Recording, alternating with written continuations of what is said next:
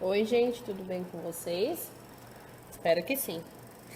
Bom, essa semana eu já mandei para vocês aí, né, a correção dos exercícios da semana passada que tinham a ver lá com o que a gente está estudando, que são as if clauses, as conditional clauses, né?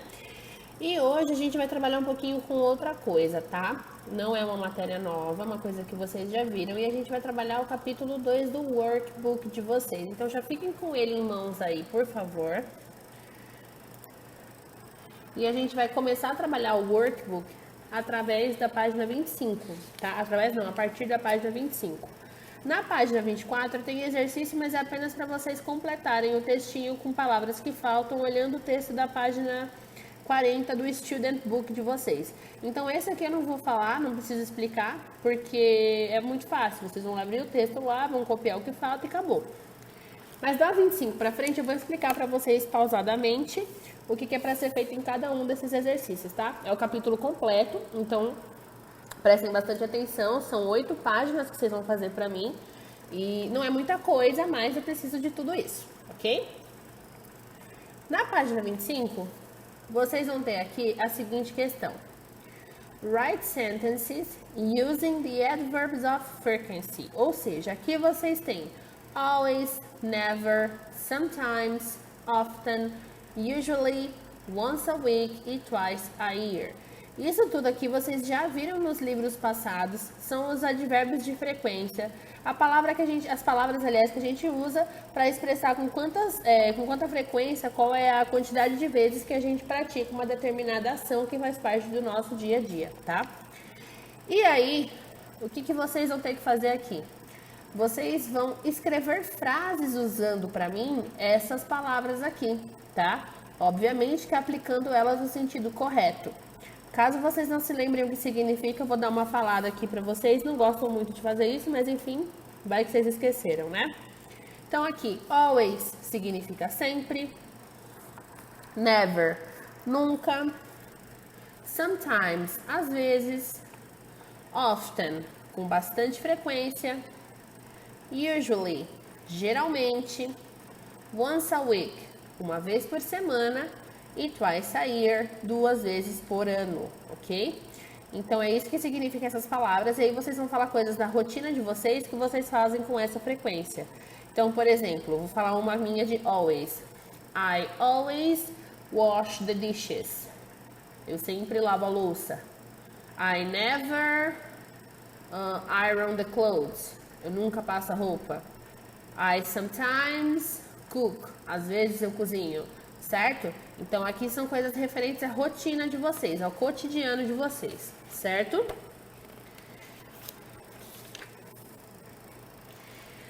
Na página 26, a gente tem 2 exercícios aqui, tá? O exercício 3 é o seguinte. Answer the questions below. É para vocês responderem as perguntas que tem aqui. Essas perguntas, só para constar, elas vão ser de resposta pessoal. Mas eu quero que vocês coloquem o máximo de informação possível aqui, tá? A primeira pergunta que a gente tem é: How much money do you need to buy a ticket for the movies?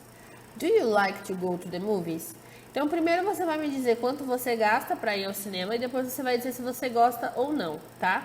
Eu quero resposta completa. Então, por exemplo, assim, eu não quero só que coloque assim, R$10 e sim. Não, você vai colocar I spend ou I need, né? Depende do verbo que você vai usar, tantos reais. E depois na próxima resposta você vai falar yes, I do ou no, I don't. Eu quero resposta completa. Se colocar a resposta incompleta, já vou considerar errado. Letra B. How often do you visit your friends? Do they live near your house? Aqui é com que frequência você visita seus amigos e se eles vivem perto da sua casa. Mesma história aqui, resposta completa, hein? AC. What's the address of your best friend? Is it far? How can you get there? Aqui você tem que me dar 3 respostas. Qual que é o endereço do seu melhor amigo? Então aqui você vai colocar rua, número, CEP, etc. Is it far? É longe? Aqui você vai dizer sim, é ou não, não é. E depois você vai me dizer how can I get there? Ou seja, como que eu chego na casa desse meu amigo. E aqui você vai me dizer direções. Então, por exemplo, ele mora na avenida do, sei lá, do estado. Como que eu faço para chegar lá? Eu vou pegar o carro, vou até a Anchieta, vou pegar não sei o que, não sei o que. Entenderam? Então, vocês vão me dar a direção também da casa desse meu amigo. Vou falar mais uma vez, porque caso não tenha ficado claro das 2 primeiras vezes que eu falei, eu vou falar mais uma vez. É para responder com resposta completa. Resposta semi-feita para mim não vale. Exercício 4. Aqui, vocês vão completar essas frases com much ou com many, tá? Lembrando que much e many significam muito, os dois significam muito. Só que o much a gente vai usar para todas aquelas coisas que a gente não consegue contabilizar por unidade, que a gente conta por volume. Por exemplo, peso de alguma coisa, quilos de alguma coisa, litros de alguma coisa. Deixa eu ver o que mais que dá pra gente usar. Por exemplo, assim, a areia da praia. Quanto de areia tem na praia? Você pode falar por metros cúbicos, por exemplo, mas você não sabe exatamente quantos grãos a gente tem. Já o many, por outro lado, é quando você consegue colocar a unidade. Então, eu consigo contar, por exemplo, quantas cadeiras tem em uma sala. Tem 40 cadeiras. Eu posso contar quantos computadores tem em uma sala. Tem 30 computadores, entenderam? Ou então, uma dica melhor ainda. Much, a gente vai usar sempre que o que tiver na frente, sempre que o substantivo que tiver na frente for singular. Many, a gente usa quando o substantivo que estiver na frente for plural. Então, já fica a dica para vocês. Tá no singular é much, tá no plural é many, ok? Na página 27, a gente tem a nossa rotina sendo escrita aqui, tá?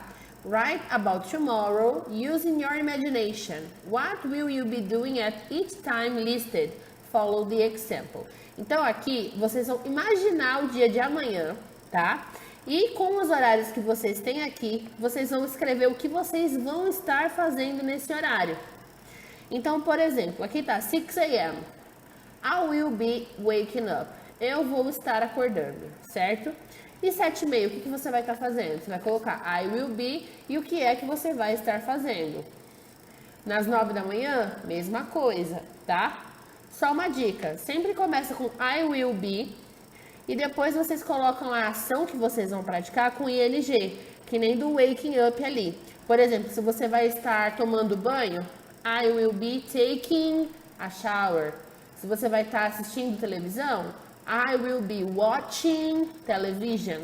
Em português isso tá errado, tá? Só para constar. Aqui é o que a gente chama do gerúndio. Eu vou estar passando, eu vou estar fazendo, eu vou estar falando, tá errado. Mas no inglês isso funciona, tá correto, tá? Então não precisa ficar desesperado. O exercício 6. Agora vocês vão trabalhar com o futuro tenso, o future tense também, going to ou o will, para completar essas frases que tem aqui embaixo, tá? Só para constar, como que a gente vai diferenciar quando que é going to e quando que é o will? Quando a gente vê um plano se concretizando, é going to, ou uma coisa que precisa de uma certa organização. Quando é algo que pode mudar, quando é algo que parece ser espontâneo, que acabou de ser decidido e etc., aí é will, tá? Por exemplo, the weather nice on Sunday, to be. The weather will be nice on Sunday. Você está falando que ele vai ser, mas você não tem certeza. Pode ser que venha uma frente fria lá do fim do mundo, que nem aquele ciclone que estava vindo esses dias atrás. Que veio esses dias atrás e muda tudo. Entendeu? Agora tem outras coisas aqui que dá para vocês entenderem que é plano, que é concreto e que vai acontecer com certeza. Tá? Só para constar, esses verbos que estão aqui no final, entre parênteses, tem que ser usados na frase, viu, gente? No exercício 7, vocês vão agora circular a melhor alternativa, tá? Então, aqui, a gente tem algumas frases já feitas e tá sublinhado algumas expressões dessas frases aqui. Embaixo, você tem possíveis substitutos para essas frases. E aí, vocês vão ler e vão entender qual dos 3 ali de baixo é o mais correto para acrescentar na frase. Por exemplo, the English teacher always gives the students homework. Então, a expressão que a gente vai substituir aqui é o the students, tá? Os estudantes. Com qual dessas palavras aqui de baixo esses estudantes podem ser substituídos? Me, them ou you? Qual desses três aqui que vai se encaixar melhor nessa circunstância? E é isso que vocês vão analisar em todas as frases, tá? É sempre o que está sublinhado que vai ser substituído, ok? Exercício 8. Mais uma vez, answer the questions below. Aqui a gente tem umas perguntas sobre o futuro e essas perguntas elas são sobre vocês, obviamente, tá? Na letra A tá perguntando: What do you think you are going to be doing in 2014? Tá perguntando o que você vai fazer em 2014.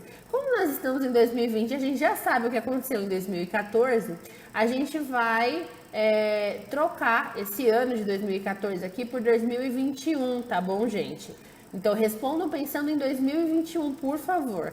Não precisa voltar no tempo, não. Pensa no futuro de verdade, tá? 21 não. Eu acho que é melhor colocar 2024, vai. 10 anos de diferença do 2014. Daqui a 4 anos, beleza? Na letra B. Where do you think you will be next year? Why? Aonde você acha que vai estar no ano que vem e por quê? Então aqui, além de você me falar, eu acho que eu vou estar, sei lá, tipo, no Canadá, tem que me dizer o porquê você vai estar lá, tá? Então você vai justificar a sua resposta para mim. Letra C. Will you travel to another country one day? Have you done it? If you have been abroad, tell a little bit about your experience. If you are planning to do it, what are your expectations? Aqui é o seguinte. A primeira pergunta que a gente tem é: você vai viajar para outro país algum dia? A segunda, você já viajou? A terceira, se você já esteve fora, conte um pouco sobre a sua experiência. Agora, se você está planejando fazer, o que você espera sobre essa situação? Quais são as suas expectativas, os seus... não seria planos as palavras. Quais seriam mesmo assim as suas vontades? O que você quer que aconteça, tá? Então, de todo jeito, essa resposta que ela vai ter que ser dissertativa, tá bom? Vai ter que ser compridinha. 9. Read the sentences and answer what would you do to solve the problem. If I were sick... Opa, não falei o que era pra fazer. Então, nessa daqui, na 9, vocês vão ler as frases e vocês vão dizer o que vocês fariam para resolver o problema. Essas daqui é bem parecida, inclusive, com a second conditional, tá? É parecida não, é second conditional.